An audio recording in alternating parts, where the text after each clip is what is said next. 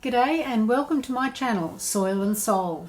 We are now pensioners in a new chapter of our lives, living in a seaside village on the east coast of New South Wales.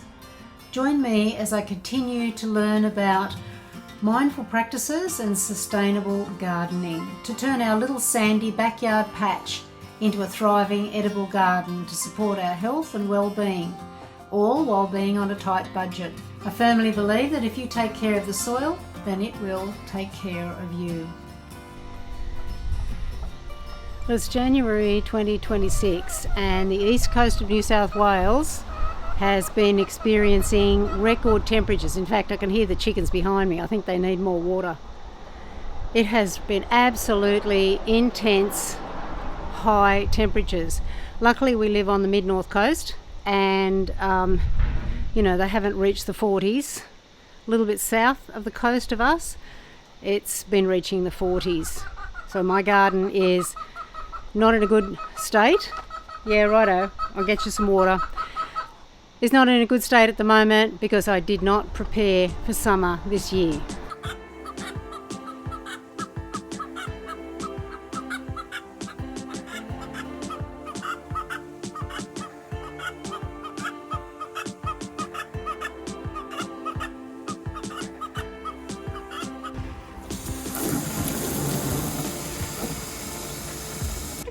Some water? Yeah, come get some water. Yeah, would you? Not thirsty?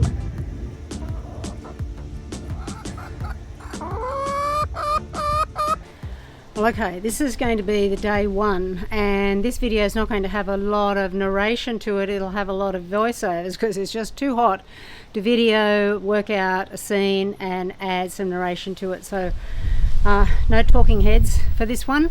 I'm just going to try and get 1 or 2 hours done every morning in this heat. Hopefully I can get the garden prepared. And there are 4 or 5 ways I want to get the garden prepared to survive the last few weeks of this intense heat. The first one that I really want to focus on is a better way that I'm watering. There's no need putting on the sprinklers because it just mists off into the air, but I haven't checked it for a while because it's just too hot. So I better check it. So I've got to do that this week. So heading back to the tap here, we changed our outside taps to quarter turn taps, which is so much better than trying to struggle with these on a cold morning. There are 4 adapters here to 4 different locations in the garden. And again, they're really easy just to turn on and off. As you can see, I've colour coded each of these, but this particular one has a pink and green colour coding, and I'll show you why in a minute. So if I trace the hose to this splitter, one side is marked green and the other side is marked pink. So I can either turn the sprinklers on or turn the drip line on. And then I can crawl along the garden and check the drip line. A lot of the drip line has been buried, so I have to keep pulling it up and checking to see if there are any big leaks. Looks like the Purslane's living its best life. So now I don't have to rely on the sprinkler system. It just evaporates too quickly. So I've got the deep water drip line checked and ready to go.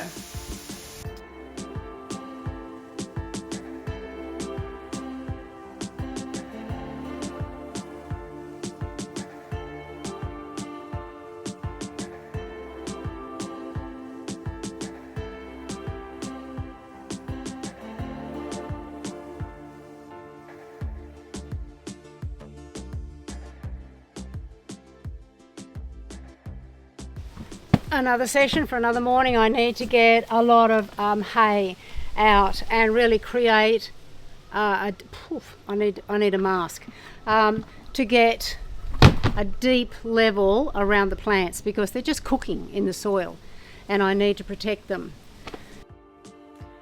which of course means I'm going to have to make a trip to Bunnings. This is certainly not going to be a chore at all. The car is air conditioned. It's a nice quiet drive along the highway, about an hour away to get to Bunnings. I can just take my time and get a little bit of respite before I come back and start distributing the mulch.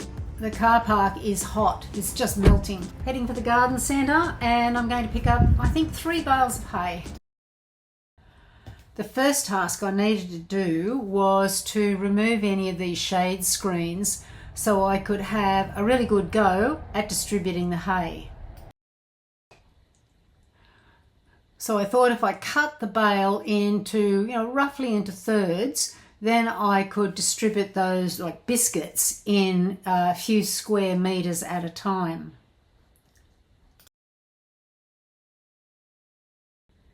Well, that turned out to be a really dirty, dusty job.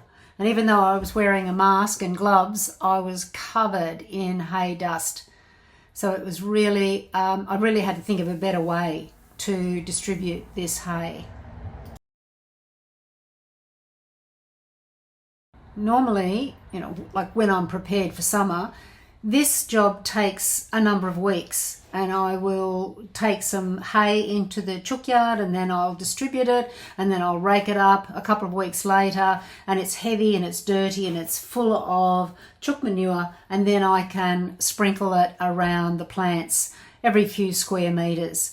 But this was really difficult. This bed definitely needed a good watering down just to keep that hay in place. And then, job done. Tick, did the mulching.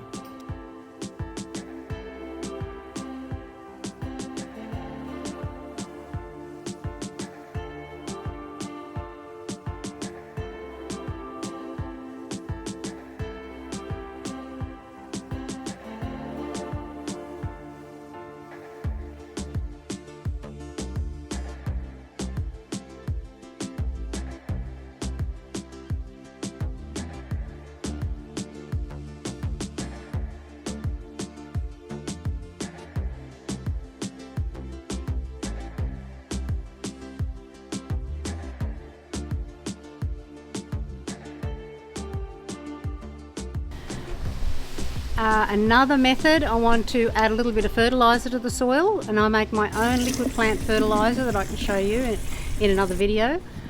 Just a light dose of it. So my liquid plant fertiliser mainly consists of water, comfrey and stinging nettles, and often any other plants that I want to add to it. Sometimes during winter I'll add a couple of scoops of chook manure when the girls have provided some fresh manure, and I can pop it in there, and it's a really good strong mix. But I only want to make a light mix to get out on the garden because it's parched, it's starving. So at this point I needed to make an amendment. The hay was so dry, you could see how dusty it was in the last few video clips. So even with a mask, it was just really difficult to distribute. So I decided to combine some liquid plant fertiliser to the hay and some water, and it really made it a lot easier to distribute on the next garden.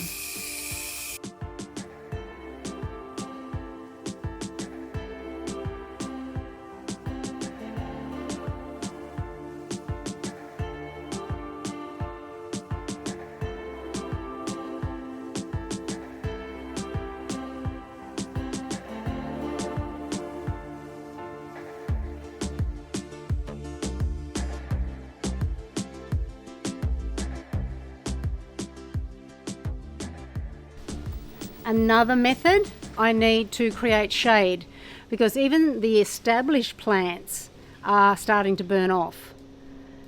So I've got some seedlings in, and the ones that are left I really want to look after, protect, and not cook them until I get them into the kitchen to cook. Rather than making shade screens all the time, I really need to rely on using plants such as rosemary. That'll screen off those delicate plants.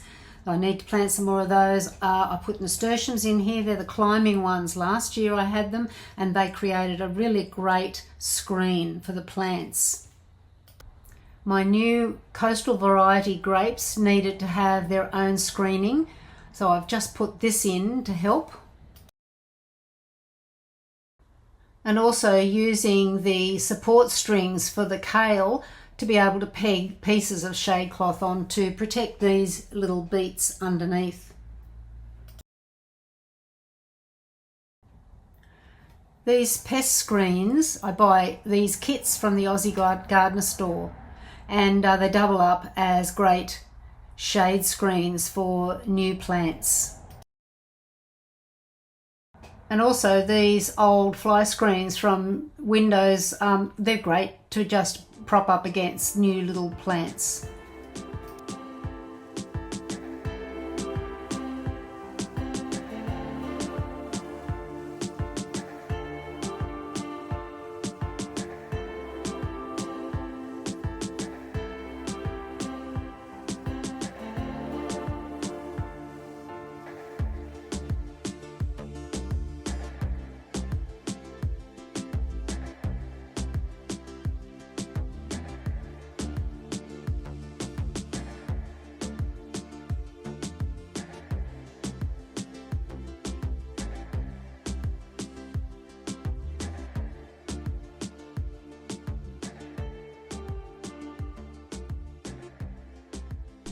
One more thing, if I'm hot, if the chooks are hot, I'm thinking that our lizards and our bees and our birds need water as well.